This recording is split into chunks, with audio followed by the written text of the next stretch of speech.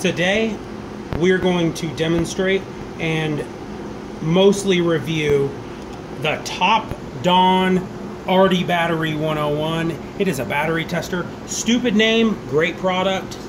So far, anyways. We'll see.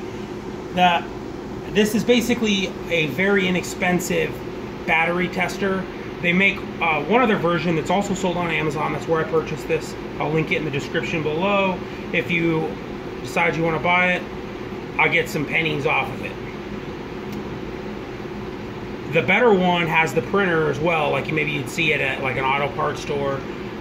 This basically does the same thing, it just doesn't have the printer. These are normally very expensive, the ones you see in the auto parts store. I've seen them listed for $700-800, where this one, I think I paid about 40 or 50 bucks for it, if I remember correctly. It was on, I got it on Amazon Prime Day, some super special deal. But we'll go through and we'll test each one of these batteries.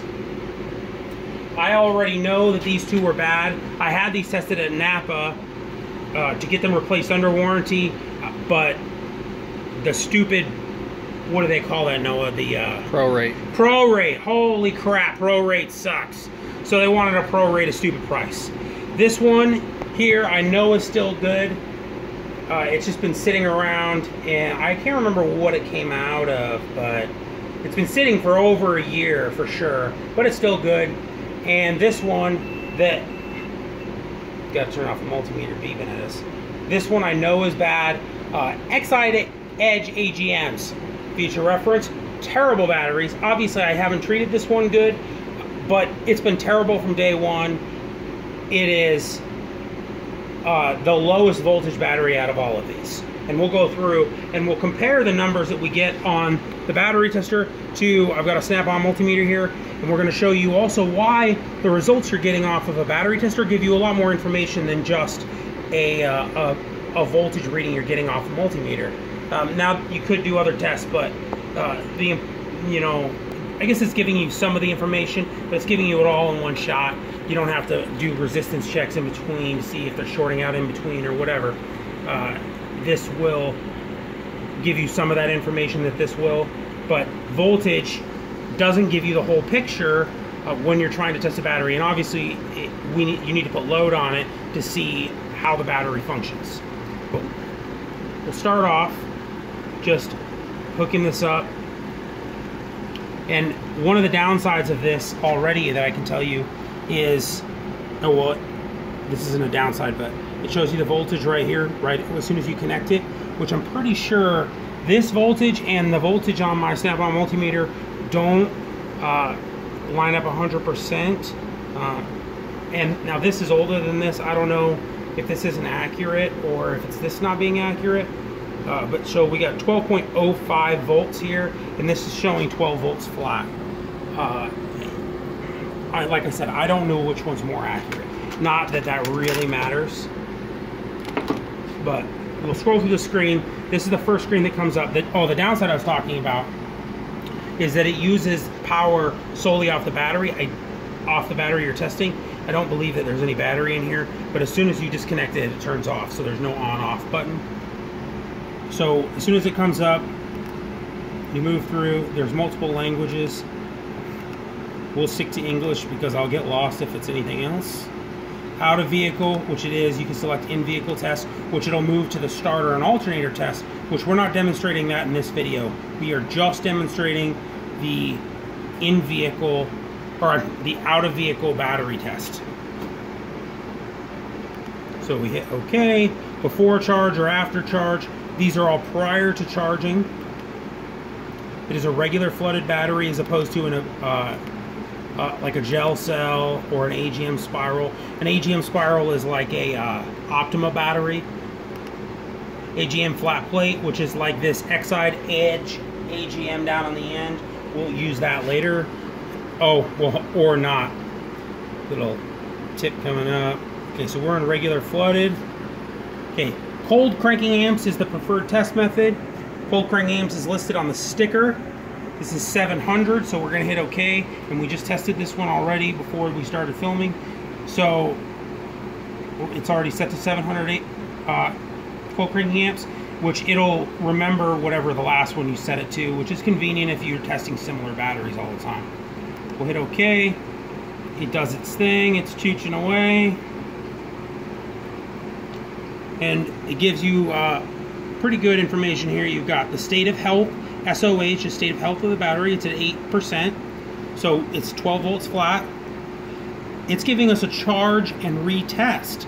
Now that's interesting. I haven't seen this yet come up on this, but that's good that it's basically telling you maybe it's good, maybe it's bad, but you should give it a quick charge, and then it'll, I'm guessing if you select after charge, then it would have said, yes, this is for sure a bad battery. But right now, it's saying maybe, maybe not. We'd have to charge this and retest. The INTR is internal resistance, which is testing the resistance in between the two posts, internal in the battery, and it's 22.16 mega ohms, which is good. If that was less, then I doubt it would even have the power to turn the machine on. So, and it's saying it has 135 amps. That's the SOC, state of charge, which is at 0%.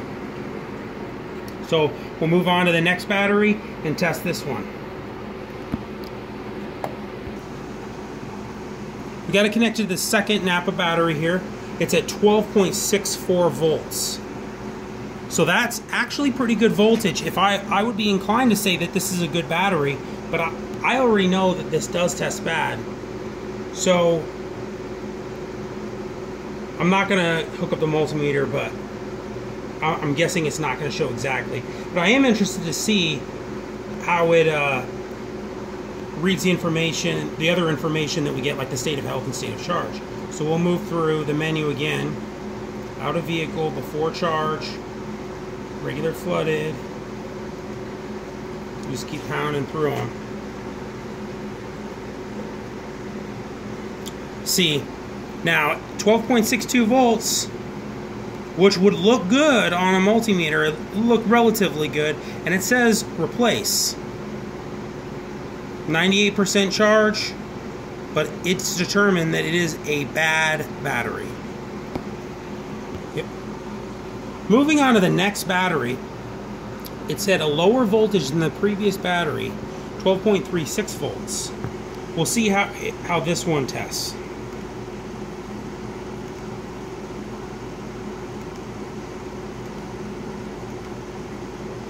We need to drop it down to 640 cold cranking amps for this battery.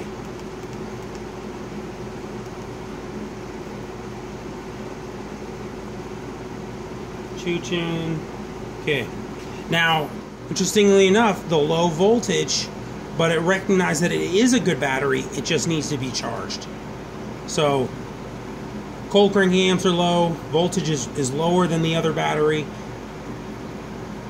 That's, in my opinion, good on the tester, that it's taking the information and really analyzing, is it truly a good battery, which is something that I want in a tester, something that gives you more information, being able to interpret what's actually happening in the battery than just a regular multimeter. And we'll move on to the last battery here, which this battery is something I dislike about this tester.